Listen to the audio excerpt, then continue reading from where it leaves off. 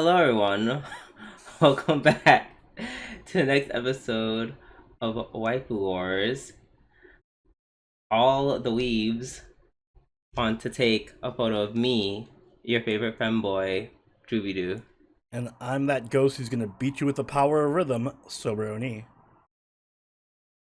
And welcome back to the next episode of Waifu Wars, where we talk about all things anime, the good, the bad, and the weeb about your waifu, because she accidentally started streaming while recording this podcast. And is slightly embarrassed because of it. Thank you, Knights, for pointing it out to us.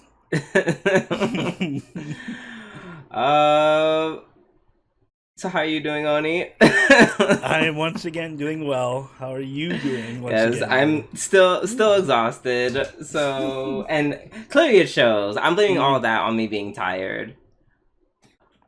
Also, yeah. I'm looking at OBS right now. It's showing that there's an incoming ad break, but the stream is off because it says it has the start streaming button on OBS, but it's fucking with me so hard. It's funny because that's always my fear. I put start streaming instead of start recording, but you've done it twice. So I've done it twice. So if it happens at any point, the more you do it, the more afraid I get that I'm gonna do it. So right. I mean, it's fine. The worst thing they'll do is hear the beginning of a podcast, and then we'll cancel it, and then that'll be that. I promise you, it's not the end of the world. It's just annoying because you have to start over. Yeah. So, that being said, Oni is going to quickly go ahead and tell us his news once again. If you'd be so kind. Yes. So, we got more news about the Uma Musume Cinderella Grey anime, which is getting its second core in October next season. This new trailer introduces several of the new main characters coming out in part 2. I guess they're going to be Oguri's new rivals, or characters she's racing against. And I just thought they were really interesting, well designed. They're all international horses. They're from different countries. And I just want to share a couple of their names because they're so fucking cute. Mm-hmm. First up, we have Tony Bianca. Then we have Moonlight Lunacy, which I love that name as well. Followed by Michelle, My Baby. Then Ellersile Pride. And then my absolute favorite, Obey Your Master. I don't know. I can't get on board with Obey Your Master. I'm sorry. That's such a badass. First off, that's such a badass name. It's such a badass name, but it's she's so American. I'm just yeah. I got my Koopy hat on that one. I'm just I don't like it. Miss Obey. I don't know. I'm not sure if I can go call her that, but What are you gonna call her for short? Obey. Obey. Right. She's the American horse. She's very American centric. Right, and I'm not calling no horse girl with blonde hair master. Hey, she's blonde and blue. Oh god, yeah, blonde hair, blue eyes. Okay, so Aryan coded with American high socks. You listen. If you want your darker skinned horse, you got Michelle, My Baby. So there you go. Yes, Michelle, my baby. Is she the one? She is who I'm waiting for. I'm placing my bets on her. All right, I'm placing my bet on Obey Your Master. We'll have a head to head during the second core. We'll see who wins, and it's gonna be Tamamo. Right. It'll be the Japanese horse, and I'll be okay with that. But yeah. That's my brief little news. Looking forward to season 2 of Uma Musume. Okay, and on my neck of the woods, as I was looking through the news, man, this news was kind of gay. Anime NYC, I guess it got a little gay this time around. What else is new? That is true. So I have 2 pieces of news. Regarding geisha anime NYC. First one, Publang announces new BL manhwa web novel licenses at Anime NYC 2025. So they're introducing. Uh, they revealed the upcoming release of 4 titles, 2 manhwa and 2 web novels. The 2 webtoons are called Payback, Debut or Die, and the web novels are called December and Passion. Uh, so yeah, them having their own panels that's kind of cool. Let's see. That being said, oh, also I like that they're definitely uh, excuse me, they are committed to like making the localization really like faithful to like the source material, which I really appreciate. Like that's like their whole shtick, so I'm really looking forward to seeing how that plays out. Mm-hmm.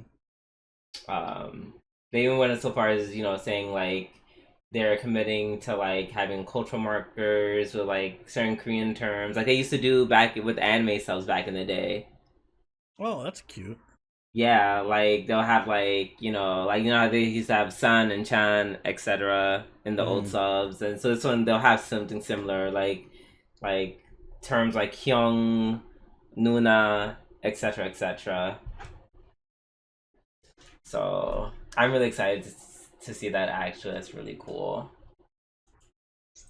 As second news, the BL webtoon Kingmakers writer and illustrator make first US appearance at Anime NYC. So the 2 creators of popular BL webtoon, uh, Jeong Kang and not Hana, Haga, basically had a full house and basically they broke down this very popular BL manga. They broke down how they met, which was kind of crazy. Apparently, Kang, I think Kang, no, Haga asked Kang like, "Hey, could you meet me? Could you come to a cafe in Seoul in 1 hour?" And then she was like, "I thought she was a human organ trafficker." And I'm just like, that's random, but valid fear. Um, and the thing that I found interesting was the concept for their stories. It was like from very different inspirations. Um, Haga apparently took inspiration from 2 stories that talk about the love of humankind, and Kang was reading the Bible while working on the material. So apparently, there's like a lot of biblical references in Kingsmaker, which you know I feel that's like that makes sense. It's giving Old Testament. Mm-hmm. Just by the name of the title, potentially like King Solomon type vibes, but it's also a BL. So yeah, I think it'd just be really cool to see how those 2 ideas kind of mishmash together. Apparently, it works because it's very popular. I actually have it saved, and I'm probably gonna read it. May start reading it tonight, or if not, definitely tomorrow or Tuesday because I have the days off. Nice.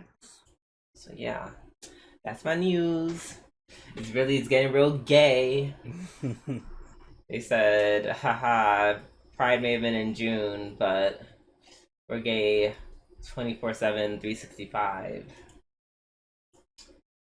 And yeah, so now that we are done with our news, it's time to start our weekly reviews.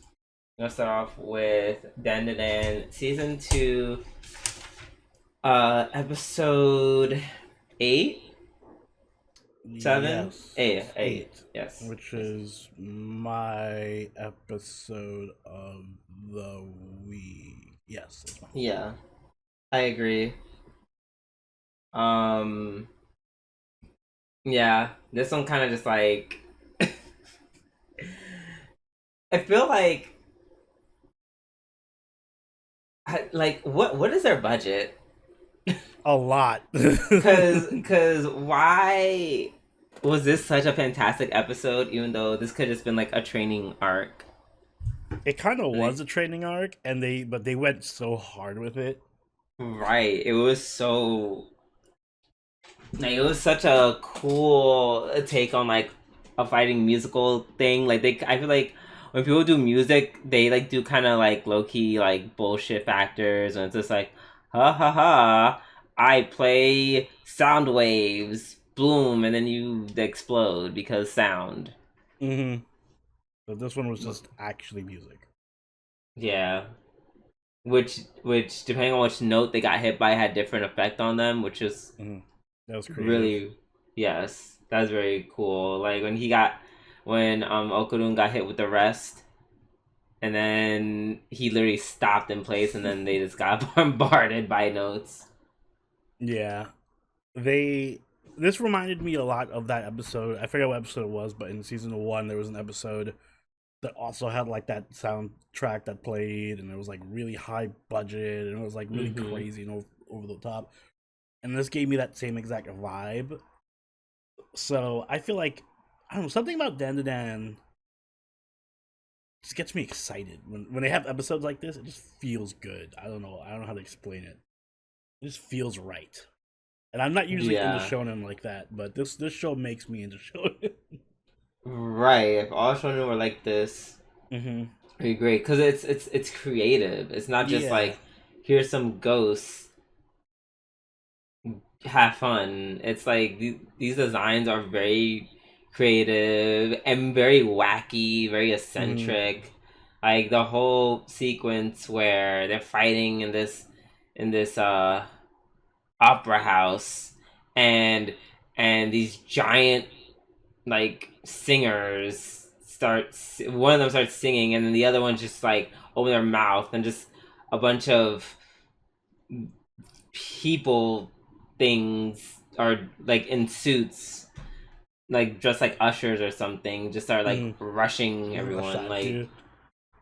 yeah, Yeah, it feels like like a fever dream. it does, like in the best way possible. Yeah. um my only, and this is literally me nitpicking, this is Mm-hmm. literally me just nitpicking, my only critique is that I wish that they could have made Okarun, when he kind of like understood the whole dodging, I wish the rock song would have been on track in terms of showing like the rhythm and him dodging. I think it Mm-hmm. was literally just him. Like there was no, like Coordination. he wasn't really, yeah, he wasn't really dodging to the beat. It was just like it was like a set count for sure, but it's like it Mm-hmm. wasn't like to the beat. And rock music has beats. Like I played plenty of rock music in DDR, so it would have been nice if they would have done that. But like I said, that's just me nitpicking.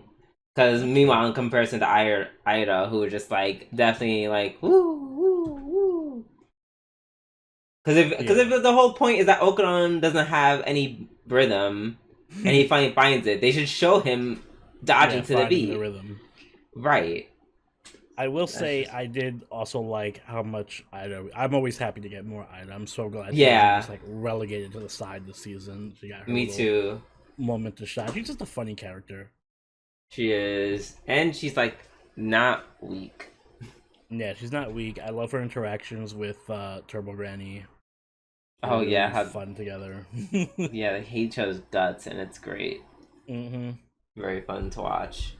And Okudun manned up this episode. I really liked him. He Yeah, showed up. towards He's the like, end. he's like, I'm not gonna let it slide that you attacked Momo. We gotta throw hands. I don't feel right about this. So he got my respect this episode. I like him. And He's dorky, but he's like not a pushover kind of like, he's not Shinji from Evangelion. yeah, yeah, that's not saying much, but um, yeah, no, he was definitely really cool this episode, especially towards the end. Um, and the episode ended like on a cool cliffhanger that I was like, but I had so much there was so much action packed in this episode. I didn't mind that cliffhanger at all. I was like, I'm perfectly content. That's actually a really cool way to end this episode. Oh yeah, it was super cool. My only concern is I hope they don't. I hope it's not an anticlimactic cliffhanger. Like, if next episode starts and then, like, the fight's immediately over or something stupid happens and it's like, oh, we just teased the fight that's not going to happen, I'm going to be pretty upset. I want an actual big fight to be in it. Like, I want this build-up to actually pay off to something. Yeah, that makes sense. Okay, I think that's all I have to say. Oh, yeah, also poor Aida. God. She's in such second place that she doesn't realize it. Poor thing. Yeah. Rip Ira. All right. Up next we have Dress Up Darling season 2 episode 8.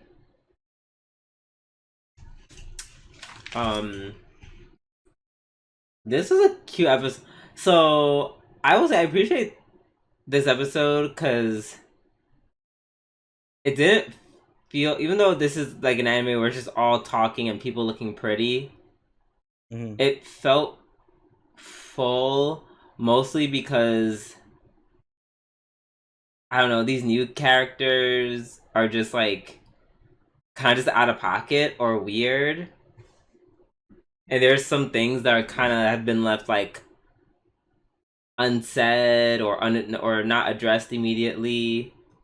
So it's like this episode's like leaving me hungry with like intrigue and whatnot.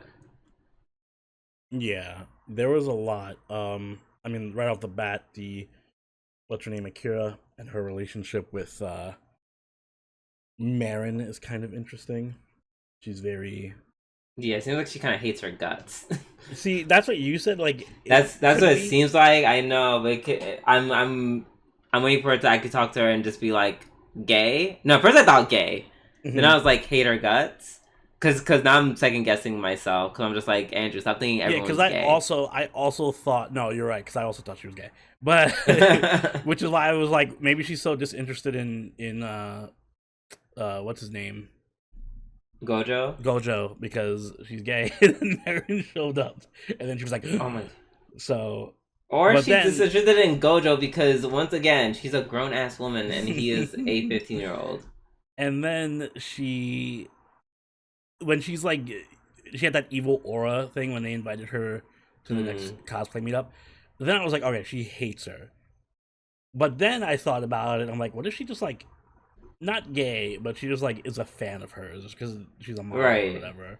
Right, I was thinking either. Yeah, I was thinking that too at some point because she seems insecure about her own cosplay because she's telling Gojo like, oh, I don't. Yeah, I think maybe. Yeah, I think she might be jealous. Maybe. Yeah, or jealous. Yeah, she knows Marin's cosplay, and she's just like, this girl's gonna show me up and make me look even worse. But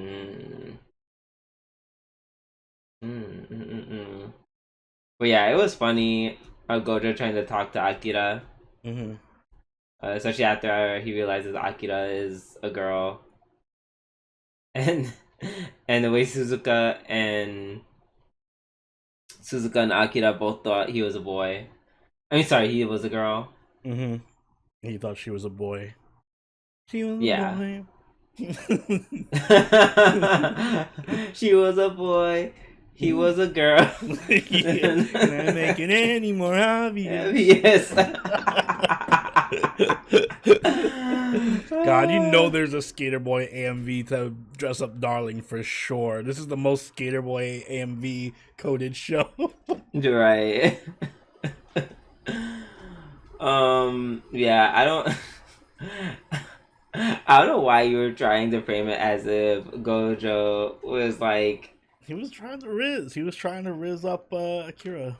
It was not happening. As that was it was adorable in the way I found it adorable. As someone who's also attracted to men. But no, Riz was not there. I didn't say it was intentional. I just said, you do that to the wrong woman, you'll be rizzing her up. You're gonna have problems with Marin. He has to be more self-aware of his but charms. He didn't riz anyone up. She wasn't charmed. That's the point. If it's not intentional, and she's not charmed, then there's no like. Do you remember what do you not see his? stands for? He had that whole moment where he's like, "But your cosplay special to me." Da, da, da. If he had said that to Marin, it would have been a romantic moment, and you know it. Yeah, because she's a poor. Yes, if she was a 15-year-old girl, I would agree. This is a grown titty woman who's watching some 16-year-old trying to like I say said, a sentence properly. He didn't pass the charisma check. He needed to roll with a nat 20. He got like a 16. He didn't. It's a high bar you have to cross, you know. Yeah, yeah. I think maybe he'll cross that bar once he's like maybe of age. Maybe. Or maybe when he graduates high school. For starters, we'll see. No, because he's gonna marry Marin or Juju. For sure. Wait, not Juju. Oh, girl, no. I'm putting Juju in the running for this. No, it's giving Aria. Oh yeah, no. If I know my Japanese writers writing romances, Juju is still very much alive in the Gojo sweepstakes right now. Why? Because Madden is so much better. Yes, because she's so much better, and it's impossible for any Japanese writer to make a sensible ending to any romance anime. So the worst girl or whatever. That is fair. Let's see what else. Oh, I appreciate them having that moment where it's like, ooh, where I was like joking, like, oh, not they're trying to be woke, quote unquote. Pronouns. Yeah, with the pronouns. I was like, oh, okay, Japan, okay. Dress Up Darling is very progressive. I'm a fan. Yeah, Dress Up Darling takes place in like the fictional ultra progressive version of Japan. Right, where everyone is, including the cool people, are all nice. Like, people takes are like, yeah. In Portland, Japan. Portland, Japan. in Tokyo, Oregon. But yeah, no, it was cool. Because they were like, oh yeah, you can use whatever pronoun you want to identify as yours as I. At the end of the day, it's I. Yeah, it means the same thing. Also Gojo bonding with there's a Maruka, I think it's Maruka, bonding with Maruka over them like having like their dolls, their respective dolls that they're like have a close attachment to. And that one part where she's just like, oh yeah, I have this doll, even when you're in network and blah, blah, blah, blah. Like but she just, that was so funny how she just like sneaked that in so quickly. I just want to kill people at work. It's so much fun. Right. But yeah, that's why I just like those. So there's a lot of extreme reactions. Also, Suzuka being very horny for literally any man of any kind. Like when she looked at Gojo and said, "Oh, so he's just a free roaming high school boy," I said, call the cops. How do you say cops in Japanese? Like keisatsu? Like, yeah, keisatsu. But see, you mock me for saying he can't riz older women, yet there's this older woman. Oh yeah, he does. No. That's different. She's giving show low-key fuck any man with the pulse. Like, she likes men for all different types of reasons, and that's the most dangerous type of woman. Because she was into Amane when he was in drag, and then she was into Gojo, and I'm just like, those are two different types of boy. You are dangerous, ma'am. Put her on a wanted list. But yeah, this is a fun episode. I enjoyed it. Like literally before I realized it was over, it was over. And that's always a good thing. Same. Alright, so up next we have Kaiju Season 2, Episode 6. Oh, we got some plot development. Bum bum bum. Is it just me or did this feel very Bleach to you?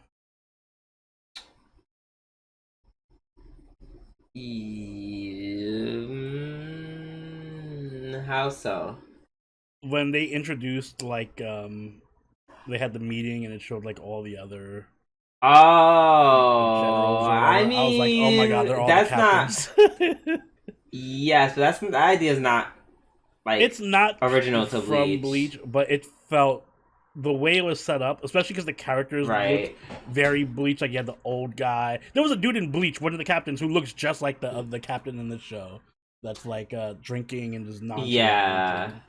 yeah. I feel like I will argue there might be an argument to be made that um he definitely started like Bleach was one of those groups that anime that definitely like made that kind of shtick popular.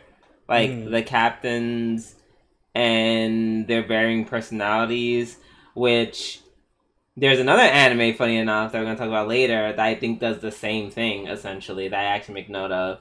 Mm. Um but yeah, so that is very yeah, that's interesting. Yeah, but I feel like it's very kind of staff forward, straightforward. Excuse me. Yeah. Um, basically, number the kaiju number 10 wants to become a weapon. Um, and he wants Hoshina to use him, but of course, it's gonna come to the whole thing that he's like a real, like he's a sentient rather kaiju, so we don't know what those effects will have on him, Mm-hmm.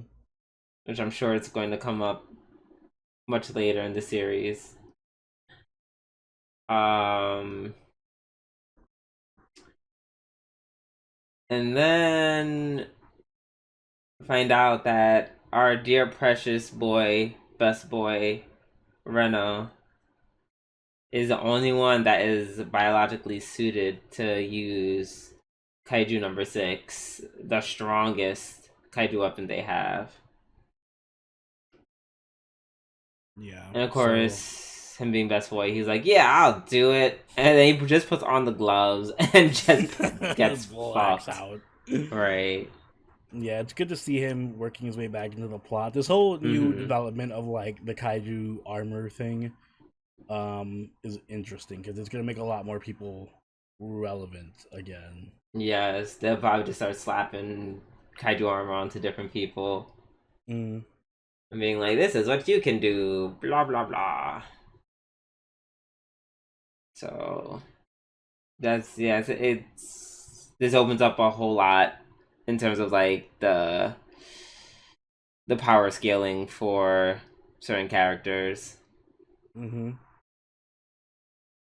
And yeah, I'm they did bring up a very something very interesting, the fact that now that Kaiju number 9 knows literally everything about about their forces in general. Yeah, they're making kaiju number 9 like the fucking god of like he's a threat. Right. Yeah, like they said, like I was gagged when number 10 was like, "Oh yeah, by the way, I'm a prototype." Mm-hmm. Like I'm a test. Like, excuse me? Like that's crazy. Yes, I'm also glad that like I'm glad that like the most logical steps are being taken forward. Like, hey, we all have to fight together because this dude's gonna kill us all. Like we clearly can't have a cute one-on-one fight. We kind of have to all be in on this. And we all have to change plans because Homeboy knows everything that we're capable of. So yeah. And they were like, "Yep, desperate times. Everyone has to start putting on a kaiju weapon." Yeah, Yep. everyone So suit that up. everyone suit up, pick a kaiju, any kaiju. Yeah, pick a kaiju. I feel like so. Here's my theory, and we're definitely What's not gonna up? get this season, What's up? but I think they're gonna kill kaiju number 9, and the girl's gonna get him. Like wearing And like who the main the main girl? girl, Blondie, I forget her name. Oh, Blondie. Shinomiya. Yes, Yeah. Oh, yeah. That would make sense. because When you it's said like the main girl, inherited from her father. I thought you meant Kafka's Oh, love, low would key you even love consider? I interest. mean, she has like 5 lines in the entire series. Right? She really, yeah. She doesn't really do anything. So But yeah, I fair. feel it would make more sense for Shinmei to get it because it's like Mhm. attached to our father, and Mhm. Mhm. She's already has MC buff, so yeah, but she's gonna get out power scaled quick. Everyone's getting kaiju's. They catch right. up with the times. Let's see. Oh yeah, I think that was the gist of it. Do I have anything else to say? I don't think so. Mhm. Yeah, I think we can move on. Move on to the summer Hikaru died, episode 8. This was a very Silent Hill like episode. First of all, god damn it, Yoshiki. What did he tell you? Don't look. You have one job. Don't look at it. Um, but yeah, poor Asako. Mm, Like she's just getting her right ear's fucked up from what's his face who from Hikaru. By the yeah. way, Loki doesn't have any remorse. He's like, oh, whoops. Oh, my bad. Sorry. No, Fucked up he was right like, ear. actually, honestly, she got off pretty light. She's lucky that she only fucked up her ear. Right? Like I didn't just straight up kill her. Like, um, speaking of which, everyone's starting to get slowly possessed. The naked dude came out, which we thought was a yeah, that was weird. That was very I actually think that was the most disturbing part of the series for me. It's like in terms of like the horror imagery, just because it's like creepy, like he had no face and everything, and he was just like Right. the thought of you being in like a classroom or something, and somebody's out your window with a Stares fucking at knife, you. staring specifically at you, being like, "Hey, Hey, look at hey. me! Hey, hey!" That's fucking creepy. Yeah. That I was like, oh. I feel like that's like second place of another scene that happened. Mm-hmm. Like something happened that legit scared me. Oh, I you forgot mean what at it the was. end? Oh no, that didn't scare me. I think it was like when they were in the bathroom, like a few episodes ago. I think maybe Oh, in that the scared me. bathtub.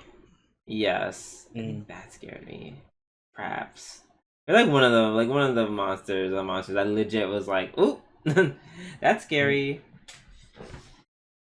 Um, yeah. Yeah, and homeboy, yeah, he just straight up just got possessed and knifed himself. Like I was like, Yeah, very whoa. disturbing. It was also a bit of a twist when he wasn't the only one who could see it, Well, and because all the yeah, other everyone else guys could were see it, window. right? Mm-hmm. Um, the Matsuda lady. I first of all, that shift and the little shift in her eyes before it cuts to the commercial break. Mm-hmm. Oof, that was unnerving. Yeah. Excuse me. So yeah, like just stuff like that. Like this anime knows what it's doing, and it just does it very well. Yeah, I they're I, very I good really. imagery, very good like cinematography. Mhm. Um.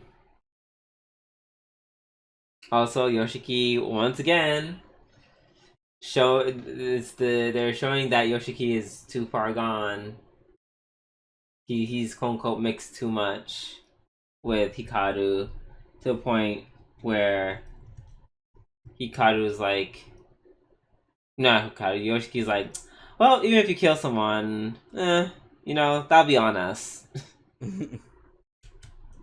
So he's already kind of replacing that I with the we mentality. Um, and the very interesting thing is, I don't know. I can't tell if Hikaru is aware of it. Yeah, it doesn't seem like he is. Right. It really doesn't. They do a fake out, and he was like, "Oh yeah, I was Yeah, I knew I was low key what I was doing the whole time." To an extent, I'm not sure how I'd feel about that. Yeah. Yeah, but for now, it seems like he's not aware of what he's doing to Yoshiki or his effect on Yoshiki. That whole scene where he meets up with the dude with the glasses. I forgot what his name is. Wait, let me look up his name. Tanaka. Yeah, when they finally make contact with each other, which is the part where I'm just like, oh shit, Tanaka might be dead. It was cute at first, but then, fortunately, his dumbass started playing with that damn hamster. Yeah. Which was like a random, like, cute moment.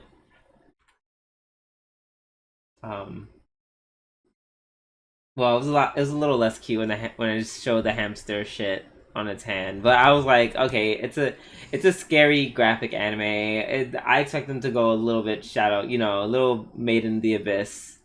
I was gonna say it's okay when this show does it, but not when Made in the Abyss does it. No, because Made in the Abyss, like, this was like after like pumping urine out of little boys and liquidating poor girls like into mush and shoving her into a suitcase. I don't care if I spoiled a certain part of the series. It's gross. It's all gross. Meanwhile, this is just like, oh, hamster poop, fine. Yeah. Oh, and then shout out to the random lady. Well, she's not random lady. I just forgot her name is. The one who warned her about mixing. Yeah, I don't know her name. Her name is Kurebayashi. So we're definitely gonna forget her name again because it's not for sure. It's super long. I don't know. I feel like I don't want to call her Udiye because I'm like that's an older woman. I'm like if no one's gonna use her first name.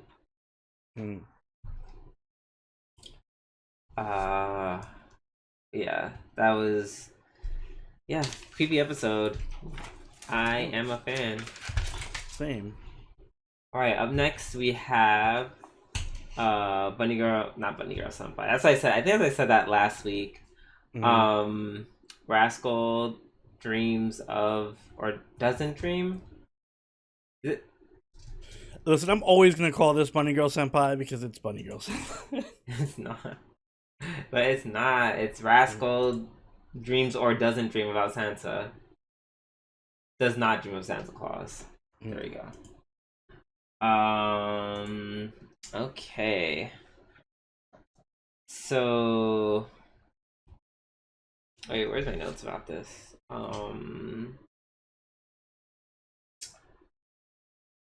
Okay, so this whatchamacallit, this arc around has to deal with this Himeji character. For some reason, I'm just gonna say it, even though it's probably wrong. Himeji's the cat. I feel like that's heavily. They showed the cat way too much. Right, like why is the cat waking him up out of the dream every time? Like that he talks to Himeji. The first time I saw it, I was like, huh, but I'm like, nah, I'm probably bugging. And then it did it, and then twice, right? Yeah, it happened again. And I'm just like, is this a misdirect? I don't think so. Right. Is the cat just lonely?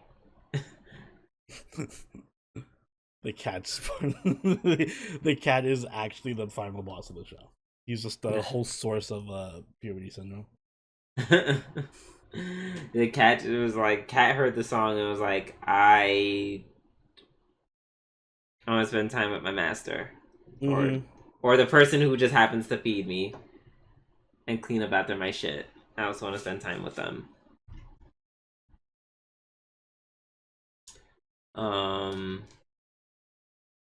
Yeah. What else happens? Oh yeah, homeboy has a date with, or he has a meetup with Kirishima, who's like, "Oh yeah, my songs trigger puberty syndrome, and I'm gonna keep singing."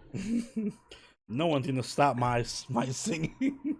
Fuck right, right. And he was like, "Are you gonna kill my?" And she's like, "Girl, what?"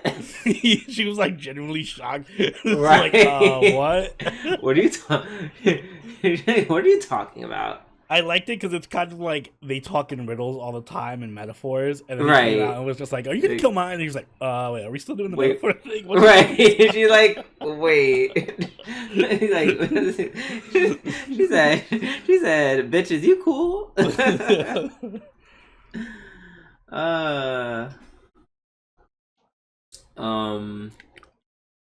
Let's see. Also, very random note. Have you seen a Mont Blanc in real time or in real life or like pictures of one? Yeah. Yeah, I have. I just googled it, and because when I saw it in the show, I'm just like, it looked weird, right? It looked like that spaghetti-ish. Right. I'm like, that doesn't look something I'd want to eat. Mm-hmm. And then I looked online at pictures of Mont Blanc, and not all of them, but some of them look like the one in the anime. Yeah, now that you're talking about it, I looked it up, but the one I had did not look like noodles like this. It was just kind of a whipped cream texture or whipped cream appearance. Right, and a lot of these, I don't know. Some of these pictures, it kind of just looks like shit. Like, it looks like anime shit. It kind of does. I'm not gonna lie. It's not the most appetizing looking thing in the world. It really isn't. Oh, the tarts are cute. Mm-hmm. How the fuck me up a tart? This one looks like it's a funnel cake style. I like this one. Yeah. The ones that don't strip look like shit look cool. Mm-hmm. It's like some of them look like it's either they look like noodles, like they literally looks like fucking like yakisoba or some shit, or it looks like shit. It's like one or the other. I was like, that's weird. That's a weird dessert. That's a weird looking dessert. And this is coming from someone who will eat almost anything. Dessert, like, that's weird for me. That's all I have to say. That's weird. I do want to mention this is a totally like this is a nothing complaint. I just want to point it out. I don't like Mai's look in this season. They did this thing where, like, I guess to show that she's older, they gave her like this lipstick outline on her lips, and it just doesn't fit with her design. It just doesn't. She has a lipstick thing which they do for older characters in anime, but she doesn't have the sex appeal to like make it look good, and she just looks like a kid with lipstick on. So I don't know, if they wanted to age her up and make her look more sexy, they should have just like changed her design a bit more.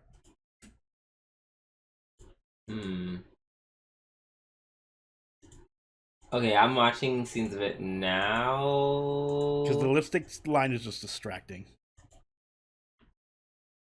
At least in this, it's so thin though that I don't. It is, like I said, it's a really nothing complaint. It's just right. It's I was like, of mine. Like it's so tiny. To your point, almost makes me wonder why they added it at all. Exactly. If it's going to be so small, so I guess I kind of see that point. It's like I noticed it, but like you said, it was so infinitesimal. Like I just honestly, I didn't truly like realize she was wearing lipstick until like when she was in the car Where is she in the car?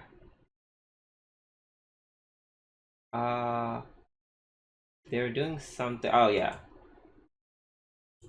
So like, you're like only like halfway through. I know she had lipstick, but like she was very expressive and like smiling and stuff. So it's like I could see it much more clearly. Mm-hmm. That's very interesting. And yeah, I agree. I don't even think I think that's the way the lip is done. Yeah, it does has the effect that you say that it does. Cause like if you're not gonna give her like a full lip, then it's like you could just have her without it. Like she already looks grown, in my opinion. Yeah, just like the lipstick. Yeah, I think it's the style that's turning you off. Yeah, I think so. Yeah. Okay, but yes, a very small thing indeed. But hey, I ain't mad. Listen, you. All right, I feel like you're actually.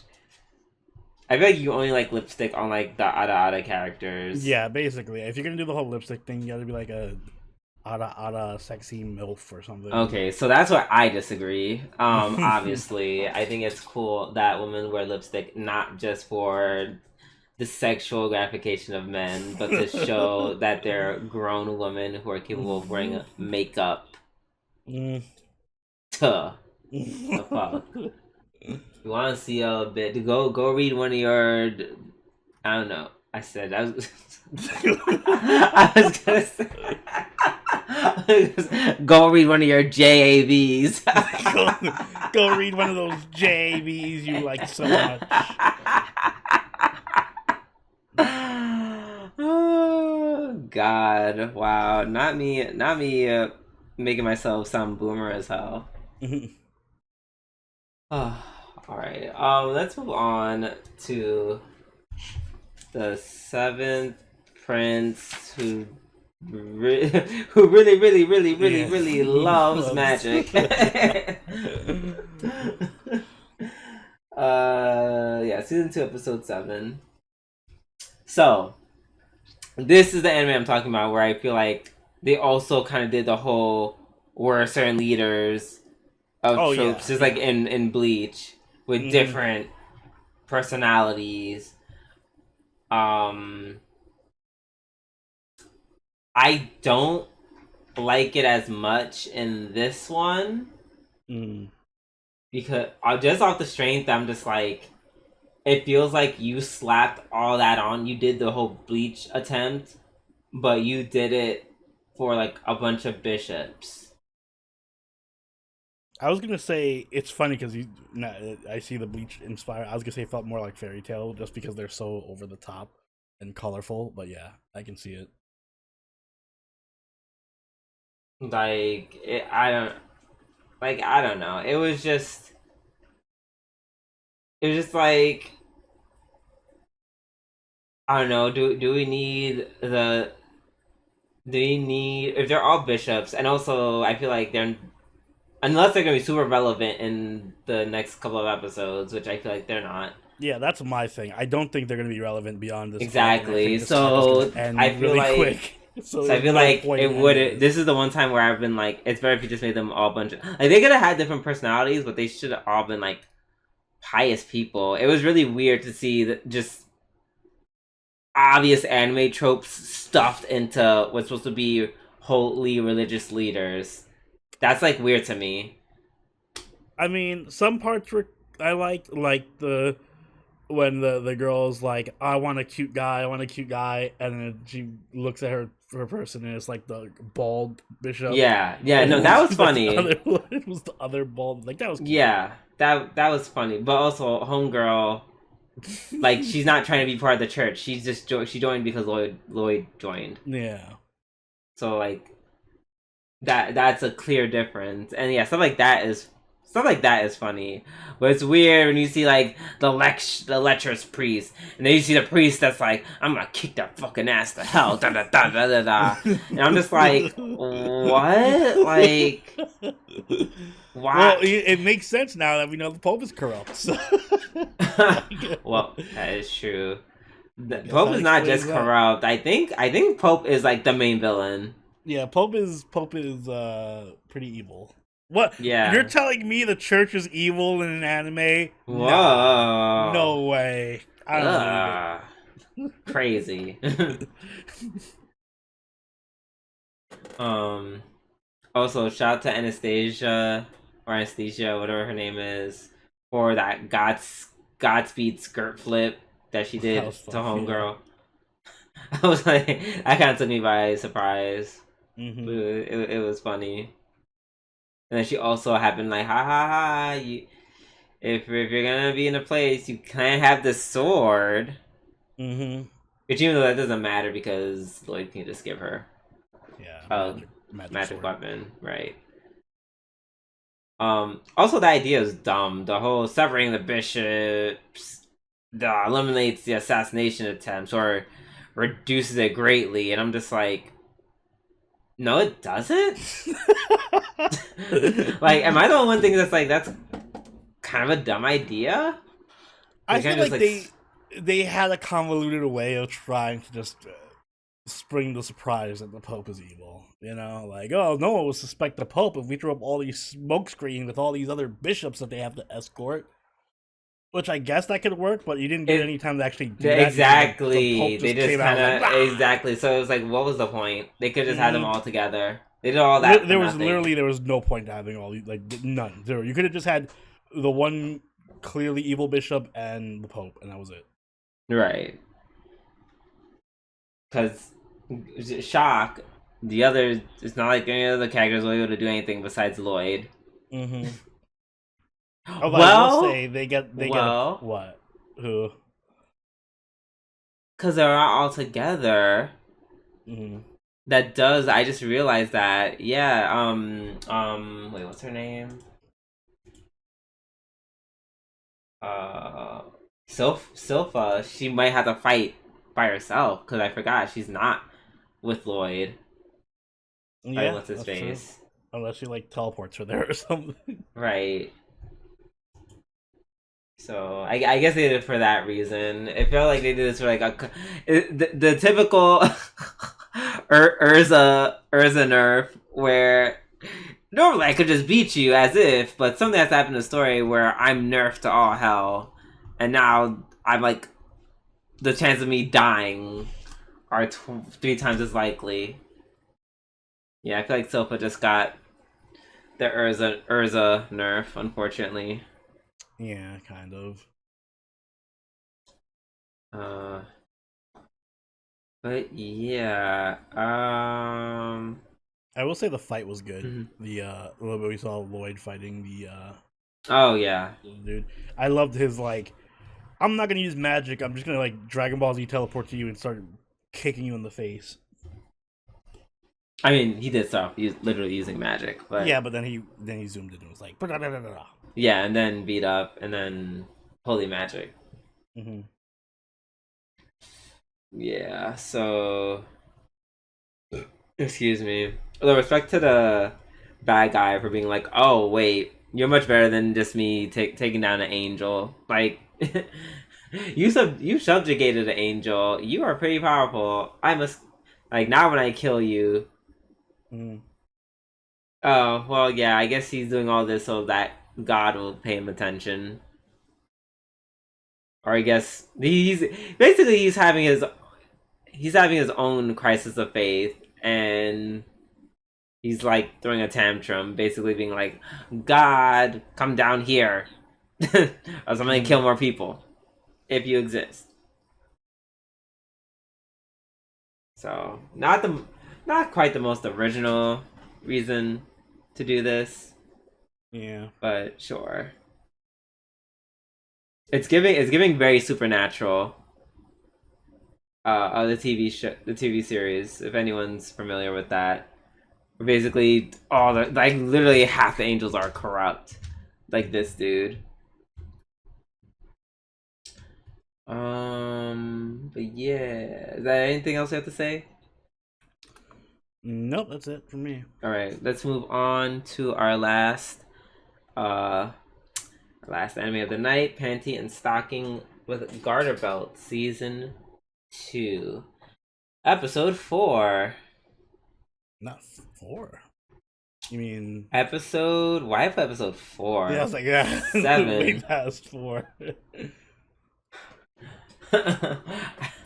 Anyways, so yeah, first episode was interesting. Like it was fine. It was the boys hanging out. Oh, that was fun. I liked it. Oh I yeah, liked with the Poly the Angels. boy trip. Yeah. Also them drinking Peepsy. And the way it was like labeled out on the bottle, like that was very intentional. Mm-hmm. And very wild. I feel like the song was intentionally very homoerotic too. Like during the whole road trip. Yeah, I wasn't paying that much attention to the whole road trip. The song that like country music I was playing was like, "It's just me and the boys. Leave the girls at home. We're gonna be out all night." We're gonna compare dicks. Like, yeah, basically. That is fair. Yeah, it was just a cute little thing that started and ended just as quickly. Mm-hmm. The second part, yeah, the second one was also enjoyable. They all just get thrown into jail. Mm-hmm. That was such a stupid premise, like, and then this, if there was an episode of Take a Drink every time you hear the word bitch, like this would have been the one that kills you. You've been dead. This is the one that kills you. And also, why are they like playing against giant ass men? Like, why is it the bitch football team versus like, I don't know, the Philadelphia Eagles? Yeah, I mean, you gotta win your freedom. Might as well make it against like the actual competition. Would you? Okay, random question. Would you like? How would that make you feel if they like? They did this in like real life. If they made like what? NFL teams like play up against like prisoners. I would hate it because then my players might get injured. I don't want my players to be injured for nothing.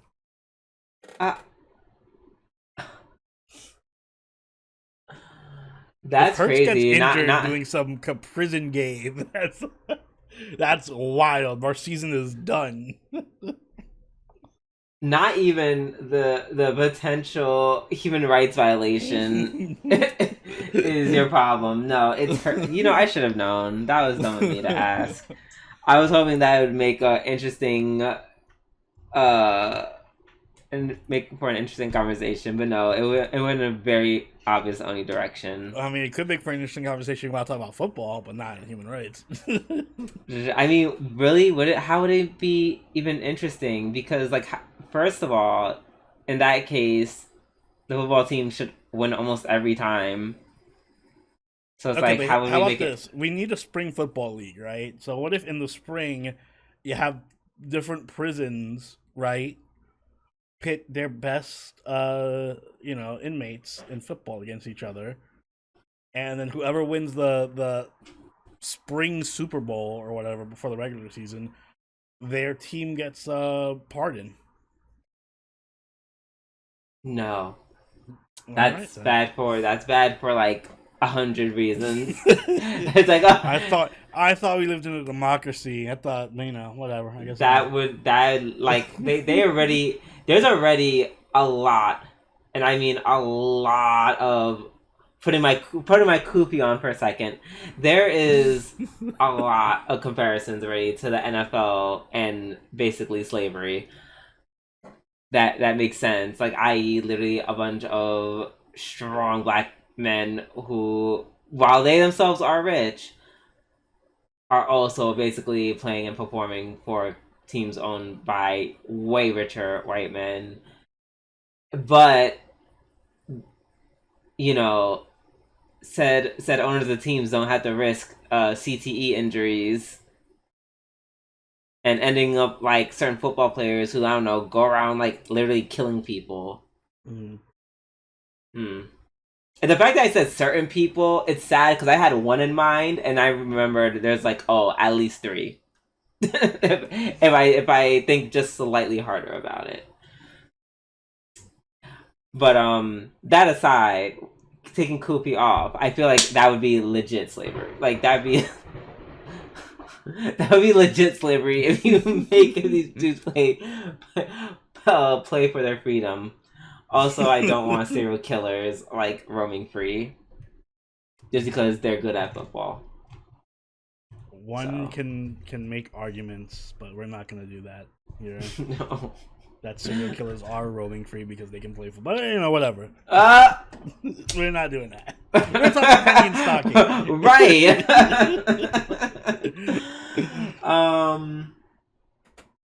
Well, yeah, I was fine with how it ended because the theme was like kind of feminist. It was like, oh my god, girl power. Because Homeboy got like weirdly, he was like, wait, I'm expecting like these bitches to act like a bunch of girls who hate on each other and turn on each other, and then the bitches were like, actually, no, we can work together in harmony towards a common goal. We're not just a bunch of like bitchy girls.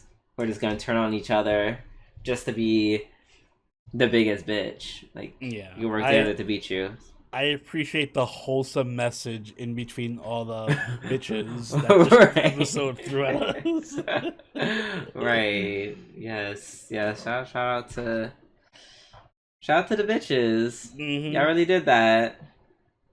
I wish. Oh God, I wish you could make that a title. No, I don't think YouTube would like that. I don't think it would. Oh! Not you all of a sudden caring about what they like. Mm-hmm. Looks at your former thumbnails. Looks back at you. Listen, we can name the episode "Shout Out to the Bitches" if I get to use like a half naked Marin thumbnail. All right. So you say you want to demonetize? Is what you're saying? Might as well go full demonetize. We'll negotiate after. Yeah. But yeah, no. This was pretty standard Panty and Sticking episode, and I don't mean that in a bad way. Yeah, it's pretty fun. Yeah. All right. I think with that being said, we are done with our weekly reviews, which means we're done with this week's episode of the podcast on If You Be a Deer and end us up. No, take us away. Yeah, do that, guys, please. If you enjoyed this week's episode of the Waifu podcast, make sure you like button and subscribe to catch every episode as it goes up each week. If you haven't already, do follow us over on Twitter, follow us on Twitch, and join the party on our Discord. All linked in the description down below. If you would like, you can even become a channel member or patron and join us for our weekly live watches, where this season we are watching Dandadan and Dress Up Darling with our patrons and channel members. So if that sounds interesting to you, you know what to do. And Drew, do you have anything you'd like to add? Get some sleep, everyone. Just get some sleep. Mm-hmm. Get some sleep for me. Everyone get that nap in. And until next time, this has been Soberoni and Should we do? We'll catch you all later. Later. Bye.